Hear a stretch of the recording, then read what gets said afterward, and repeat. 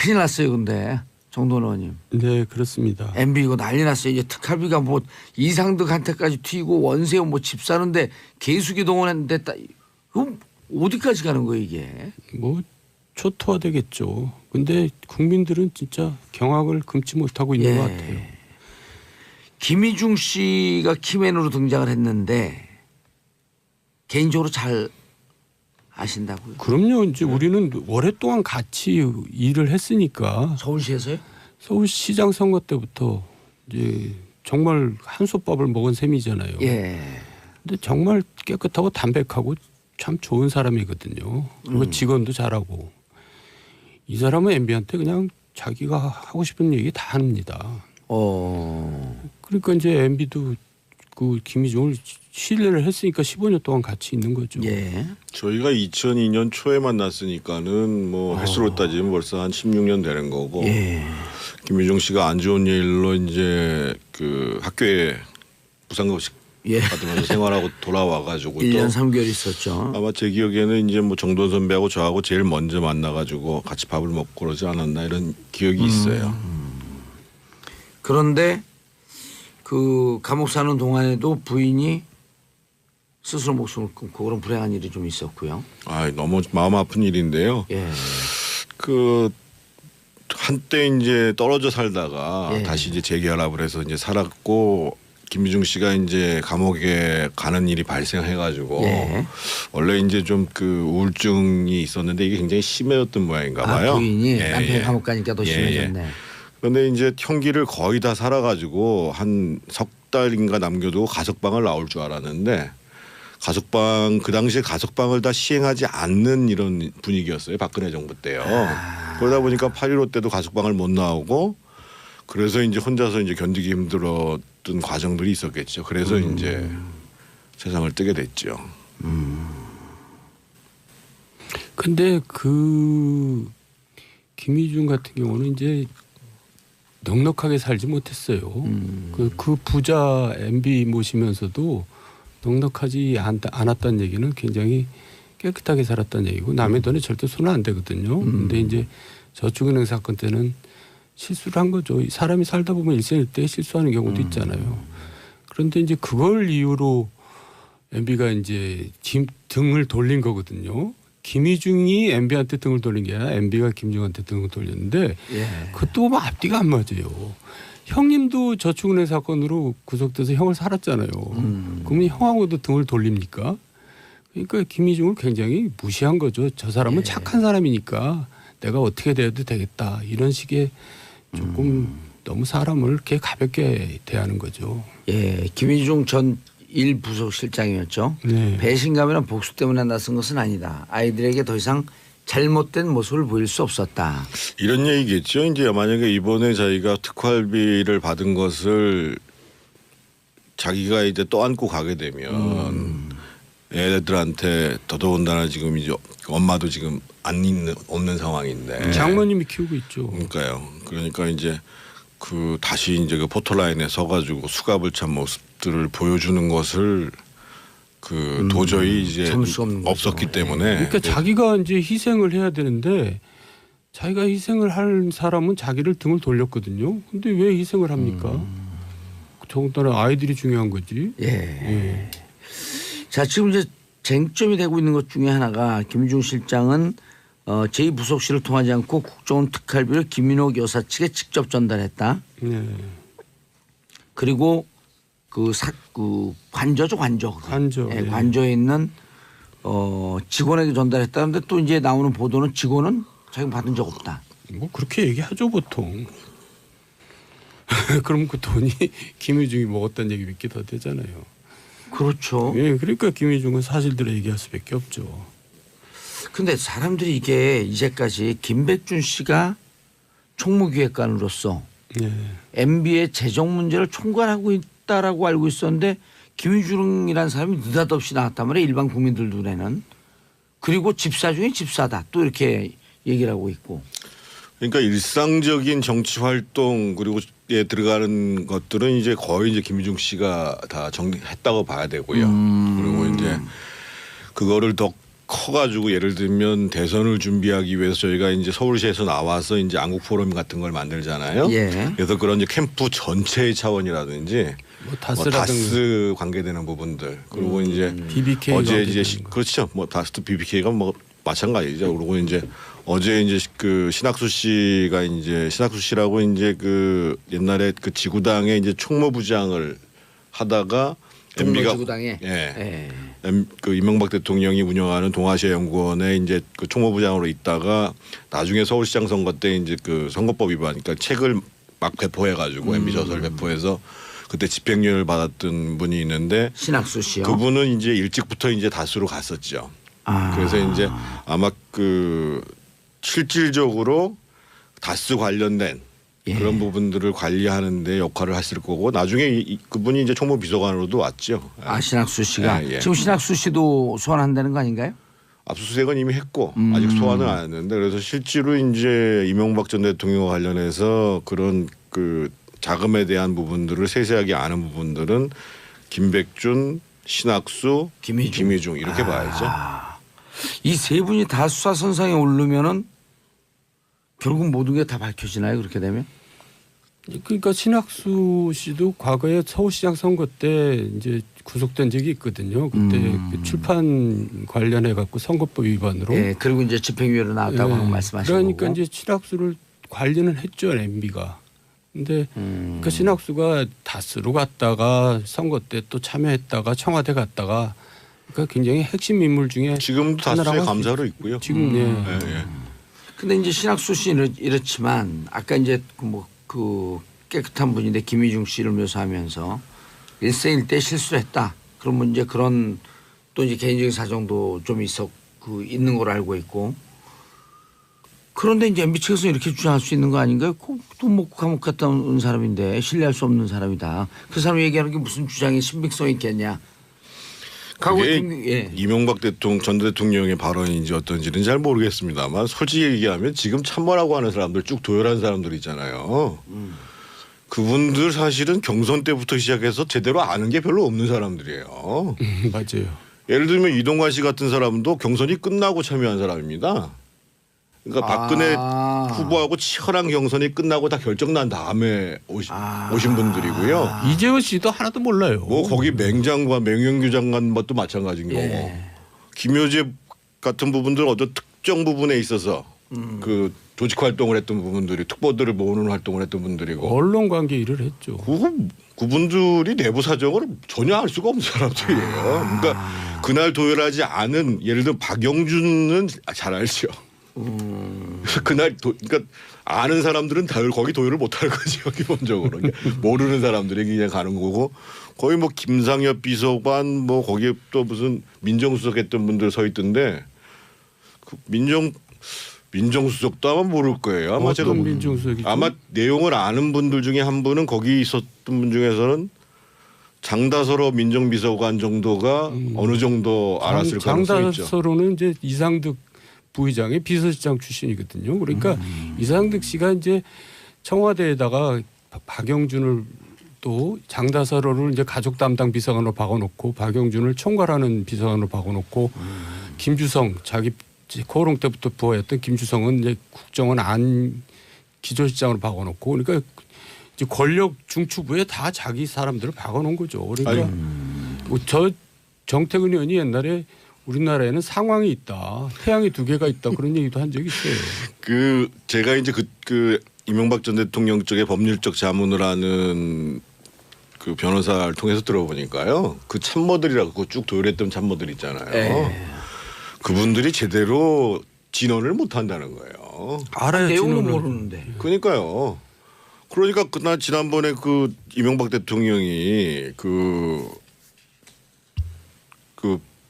성명서 발표했잖아요. 예. 하나만 한 성명서잖아요. 그렇죠. 오히려 이제 국민 감정만 잔뜩. 그러니까 예를 들면 노무현 전 대통령 같은 경우에는 사실은 이제 내 책임이다. 그리고 정상문 씨 건에 대해서도 사실은 우리 집에서 요청했었다. 예. 그래서 내한테 책임을 물어야 된다. 이렇게 구체적으로 얘기를 하고 더더군다나 자기의 실패하고 소위 이제 자기 진영의 실패하고 연결되는 것이 두려웠기 때문에 나를 이제 버려야 된다고 이렇게 얘기를 했잖아요. 근데 이제 그날 이명박 전 대통령의 이제 성명은 정말 잘못된 게 뭐냐면은요. 보수가 괴멸되니까 나를 도와줘야 된다는 식으로 얘기한 거 아니에요. 예. 당신으로 인해 가지고 보수가 피해 보면 그거를 분리시켜서 내가 책임을 지겠다는 게 정상적인 태도지. 그러니까 저는 그 참모들이 도대체 이해가 안 가는 사람들이에요. 그러니까 문화를 뭐 직접 누가 썼는지는 모르겠지만 그래야지 그나마 아 정말 자기 이상의 자세가 돼 있구나.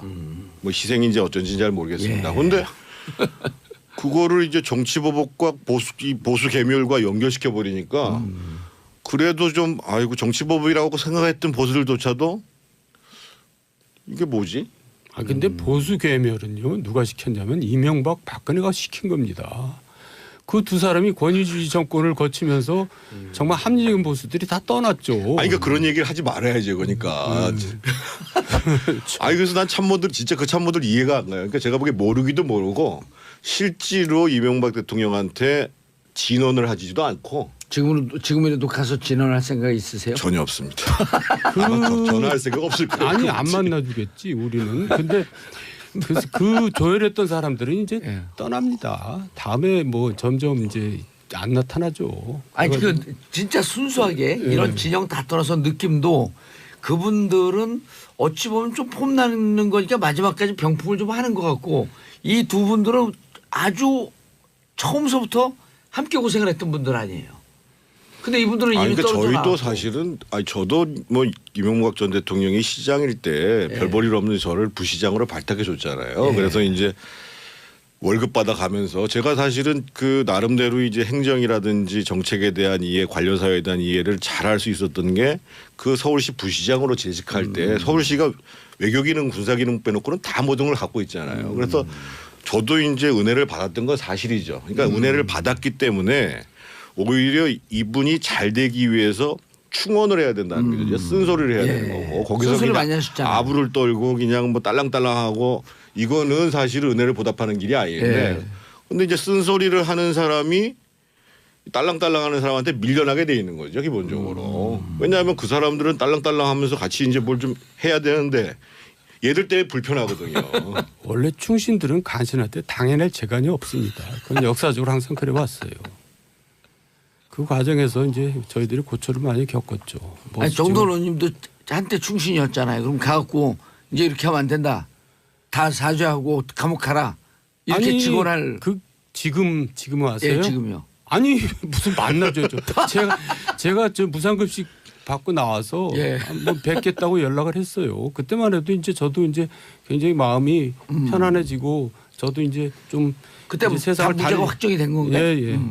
그런데도 뭐이 핑계 저 핑계 대고 안 만나더라고요. 예. 그 집권 4년 차 때요. 제가 모진 마음 먹고 이거 도저히 안 되겠다 싶어서 이제 독대를 해서 정말 제가 모든 걸 걸고 얘기를 해야 되겠다 해가지고 이제 그 당시 김유중 부속실장한테 전화를 했어요. 그랬더니만 바로 그 다음 날 일정이 딱 잡혀오더라고요. 나흘 있다가. 예. 그래서 아 내가 모진 마음 먹고 빠찌 뛸 각오로 얘기를 한다 하고 이제 여러 가지 준비를 하고 있었죠. 근데 가기 전날에 갑자기 전화가 와가지고 이 이제 김유중 부속실장이 그 대통령께서 이제 몸이 좀 불편하셔가지고 만나시기가 좀 어렵단다고 다시 연락이 온 거예요. 그래서 이제 알아봤더니만 이제 그 사이에 이제 그 청와대에 있는 사람들이 제가 가면 불편할 거 아니겠어요. 그렇죠. 그러니까 이제 뭐 정태근이가 무슨 얘기했고 어디서 무슨 짓을 하고 있고 이런 식으로 이제 말도 안 되는 얘기들을 이제 무슨 뭐 마누라는 뭐 어떻게 제가 직권남용해서 마누라가 돈을 벌고 이런 얘기들을 퍼뜨리고 다니는 거예요. 그때 기억나는데 정태근이 저한테 그랬어요. 저 형 국회의원 때려치고라도 가서 비서관으로라도 한번 모시고 싶다. 왜냐하면 정말 이 정권이 이렇게 가서는 안 되니까 이거 실패로 끝나는 건 어떻게든지 막아야 되지 않겠냐 그렇게 얘기한 적도 있었어요. 근데 그 쓰는 사람마다 어떻게 이렇게 다 정말 잘못된 사람을 쓰는지 그게 MB의 가장 잘못된 점이죠. 경선 과정 잘 아시는 정돈 의원님께서 네. MB 대선 치를 때 경천 동지할 일이 있었다라고 네. 말씀하셨는데 네. 이제는 말할 수 있다? 저도 이제 얘기를 하다 보니까 좀 많이 나갔어요. 근데 지난번에 얘기했지만 제가 장애인이라 그랬잖아요. 말을 돌려서 할 줄 모르는. 예. 그런데 말을 이제 아껴야죠. 그리고 또 주변에서 저한테 함구령이 내렸어요. 형 더 이상 얘기하면은 이제 더 형 아웃시키겠다. 이제 그리고 포항에서 저렇게 고생들 하고 있는데 경청 동지하면 되겠어요. 그러니까 제가 이제 요양원 가면은 그때 연락하세요. 그때 말씀드릴게요. 야, 근데 이게 특활비 문제는 지금 이제 이상도 의원까지 번졌어요. 네, 그렇더라고요. 이렇게 되면 최시중, 천신일, 원로그룹한테 많이 의존했는데 이분들한테는 어디까지 이게 드러날 것 같아요? 최시중 씨는 이미 지난번에 이제 그 구속됐을 때 구속되기 전에 대선 때 자기가 대선 자금으로 썼다라고 얘기를 해서 사실상 이제 그 나중에 사면까지 연결되는 데 있어서의 자락을 이미 일종의 협박을 한 거죠. 사실은 한 거고 이상득 의원은 그러니까 지금 예를 들면 저희가 얘기했습니다만 그 김주성 기조실장 있지 않습니까? 국정원에. 그러니까 이상득 의원의 그야말로 부하 중에 부하죠. 그러니까 측근 중에 측근이죠. 그 김주성 씨는 이상득, 박영준, 김주성 이렇게 있다고 봐야 되거든요. 그러니까 이제 당연히 이제 그 뭐 특활비와 관련해서 지금 나온 진술 지금 김주성 씨는 지금 구속이 안 되고 있는 거잖아요. 구속이 안 되고 그러니까 있죠. 추가적인 진술이 나왔을 가능성이 크고 박용준 씨 지금 어떻게 되어 있죠? 감옥 갔다 나와가지고 지금 뭐 조용히 어디 무슨 뭐 교회 열심히 다닌다 그러더라고요. 네. 그런데 하여간 이게 조사 대상자가 구속이 안 된다는 게 무서운 겁니다. 그러니까 이제 김희중도 사실은 세 사람이 이제 특활비 때문에 조사를 받는데 김희중만 영장 청구를 안 하고 구속이 안 됐거든요. 그렇죠. 그 때문에 이제 MB가 이제 소위 속된 말로 시겁한 겁니다. 아, 김희중이 얘기를 하는구나 이제 이렇게 된 거죠. 그래서 제가 김희중한테 주목하라 이렇게 얘기를 한 건데 김주성 같은 경우도 여러 가지 하자가 있죠. 특활비를 전했으니까. 근데 아무런 구속을 시키지 않았다는 얘기는 하자가 있는 정도가 있다는 아니라요. 얘기죠. 김희중도 죄가 안 되는 건 아니지만 받아서 전달해도 죄가 되는 건 그렇죠. 맞거든요. 예. 이거 하고 국정원에 있는 돈을 가지고 나와서 남들을 준 거는 이거는 국고를 포탈한 거거든요. 엄청난 김희중하고는 비교가 될 수 없는 사안입니다. 기본적으로. 김주성 씨 같은 경우가 그렇죠. 국고에 있는 돈을 자기가 들고 나온 거잖아요. 그렇죠. 그러니까 김주성이 이제 김희중이라는 사람은 그거를 전달한 사람인 거고. 그래서 그러니까 죄질이 근본적으로 다릅니다. 그러니까 이제 휘슬링이라고 그러잖아요. 지금 그렇게 하고 휘슬러. 있다고 휘슬러라고 볼 수 있죠. 그래서 지금 김주성 씨 같은 경우는 이상득 사람 아니에요. 그럼요. 그 이제 코롱 때부터 치고 코롱 때부터 코로 그렇고요. 부회장 출신이고 뭐 좀 섭섭한 게 있었나요, 김주성 씨도? 전혀 그 사람은 혜택을 얼마나 받았는지 모릅니다. 근데 그 사람 그 동안의 행적을 보면은 그렇게 뭐 이렇게 의리가 있고 그렇게 뭐 신의를 지키는 사람은 아니더라고요. 예. 개인의 무슨 그 인신에 대한 평가를 하기는 어렵습니다만 조금 전에 의리가 없다는 얘기가 맞을 겁니다. 예. 그런데 이제 박용준 차관을 왜 자꾸만 주목을 하냐 하면 특활비가 김진모 씨 같은 경우도 김희중 씨 같은 경우도 민간인 불법 사찰 무마에 쓰였다. 그래서 결국 장진수 씨에게 흘러들어갔다. 이렇게 얘기를 했단 말이에요. 그런데 당시에 민간인 불법 사찰을 주도한 게 박용준 차관 아니에요. 실질적으로 전면에서 한 거는 이용호죠. 청와대 이용호 노동비서관. 청와대 고용노동비서관. 그때 노동비서관 권세가 얼마나 셌냐면은요. 그 청와대 내에서 무슨 대짓거리하고 별짓을 다 했어요. 그런데 저것 좀 어떻게 좀 자제시켜야 된다고 얘기해도 대통령이 그냥 내버려두라고 했을 정도로. 이용호 노동비서관을. 예. 그런 일이 있었잖아요. 난동을 부렸는데 그냥 주의만 주고 끝냈잖아요. 무슨 난동을요? 그때 뭐 경제비서관한테 실에 찾아가서 뭐 쌍욕을 하면서 당신이 이럴 수가 있어. 내가 누군지 알고. 자기를 이제 대접 안 했다고 이제. 그러니까 조금 격이 좀 낮은 사람들이죠. 그런데 어쨌든 그때 이제 민간인 불법 사찰이 광범위하게 이루어졌는데 저는 그게 뭐 이미 얘기했지만은 박근혜 블랙리스트에 한 10배 정도 되는 아주 악랄한 정말 깡패 정권이라고 할 수 있는 그런 짓들을 많이 오히려 했어요. 더 심각하다. 네, 심각하죠. 별짓을 그러니까 상당히 이제 그 공직윤리지원관실 그러니까 옆에서 이제 국정원이나 국세청의 서포트를 받아가면서 공직윤리지원관실에서 상당히 조직적으로 한 거죠. 조직적으로 했고 예를 들면 뭐 저 같은 경우만 해도 제 주변에 뭐 제 차가 다니는 회사는 말할 것도 없고 제 지인들이 운영하는 회사 4군데가 조사를 받았으니까 이게 예. 나중에 검찰서에서 다 확인이 됐어요. 근데 이제 그때가 2010년 8월 달에 그게 전면화됐거든요. 예. 그래서 그 당시에 제가 이제 그 장다섯 비서관한테 이 문제를 어떻게 처리하는지를 지켜보겠다. 그래서 이 문제를 제대로 처리하지 않으면 우리가 나서서라도 문제를 제기할 수밖에 없다라고 얘기를 했고 그런 와중에서 이제 그 장진수 그 주무관이 구속이 되잖아요. 예. 그래서 이제 그 실제 그 당시에도 유충렬 이 사무관이 전달을 했다라는 건데 지금 이제 예를 들면 장성명 비서관 같은 그 민정비서관 같은 경우가 자기는 받은 적도 없고 전달한 적도 예, 예, 없다 그랬죠. 하니까는 당연히 이제 특파위가 관련해 가지고 그 용처가 어떻게 되는가에 대해서 이 사찰과 관련해서 조사가 이루어지겠죠. 이상득 씨 압수수색인데 근거가 좀 나왔다라고 하는데 거기까지도 특활비가 흘러들었을까요? 가능성이 있다고 봐야죠. 김주성 김주성 씨가 씨하고 관계를 생각하면 아 그러네. 김주성 씨가 특활비를 한 2년 반 동안 주물렀으니까. 아니 그런 거 하려고 김주석 씨를 거기다 박아놨을지도 몰라요. 제가 보기에는 김유중보다도요. 사실은 특파위 관련해서는 아까 제가 말씀드린 재질이 훨씬 강한데도 그렇죠. 구속이 안 되면 출처잖아요. 요구하는 대로 계속 다 얘기할 겁니다. 아마. 오히려 폭탄은 김주성 씨한테 터지고 있다. 그렇다고 봐야죠. 알겠습니다. 두 분 인사하시고요. 예, 벌써 끝났는데. 네, 다음 주에 또 뵙겠습니다. 예. 참 큰일 났어요. 근데 정돈 의원님. 네, 그렇습니다. MB 이거 난리 났어요. 이제 특활비가 뭐 이상득한테까지 튀고 원세훈 뭐 집 사는데 개수기 동원했는데 그럼 어디까지 가는 거예요 이게? 뭐 초토화되겠죠. 근데 국민들은 진짜 경악을 금치 못하고 있는 예. 것 같아요. 김희중 씨가 키맨으로 등장을 했는데 개인적으로 잘 아신다고요? 그럼요. 이제 우리는 오랫동안 같이 일을 했으니까 서울시에서요? 서울시장 선거 때부터 이제 정말 한솥밥을 먹은 셈이잖아요. 예.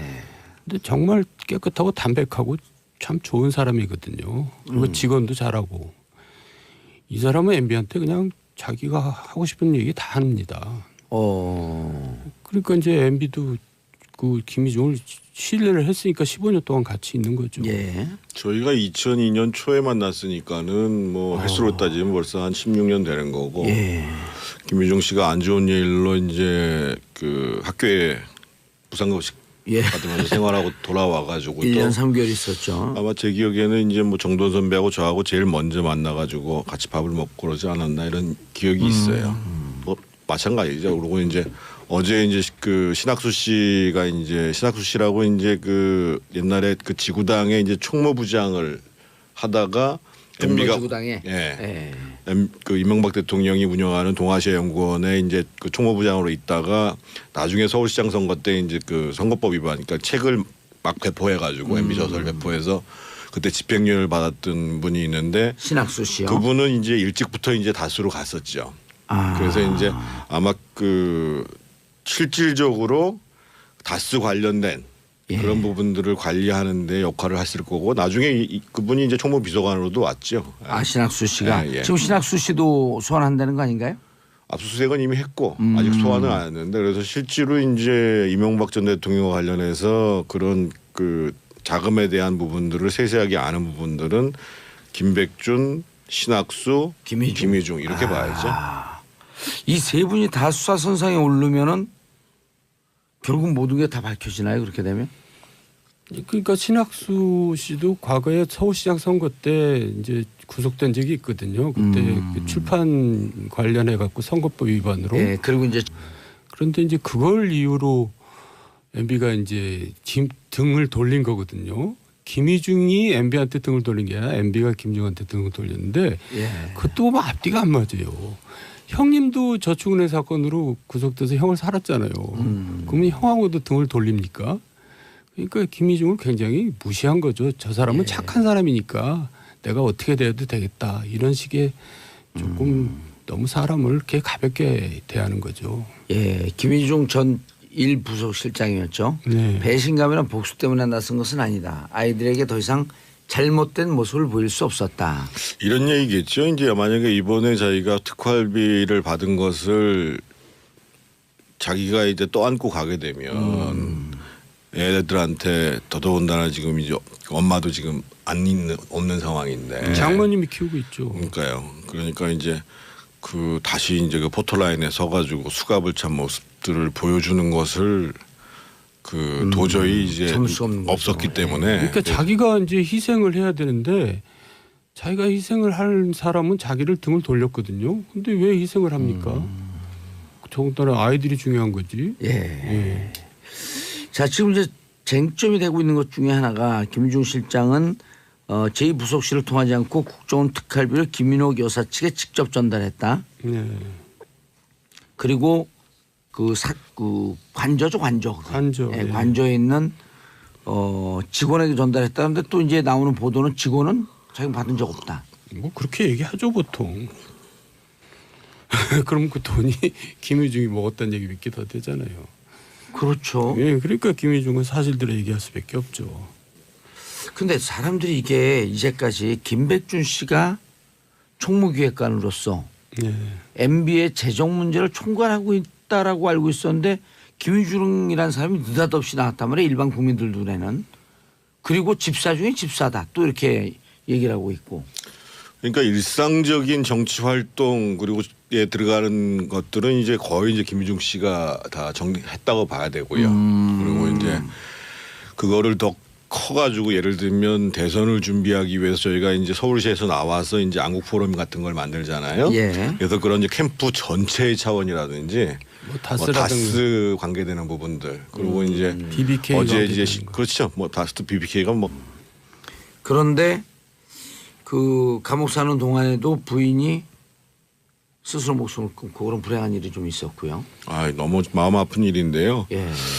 그 한때 이제 떨어져 살다가 예. 다시 이제 재결합을 해서 이제 살았고 김유중 씨가 이제 감옥에 가는 일이 발생해가지고 예. 원래 이제 좀 그 우울증이 있었는데 이게 굉장히 심해졌던 모양인가 봐요. 부인이 예, 남편이 예. 감옥 가니까 더 예, 심해졌네.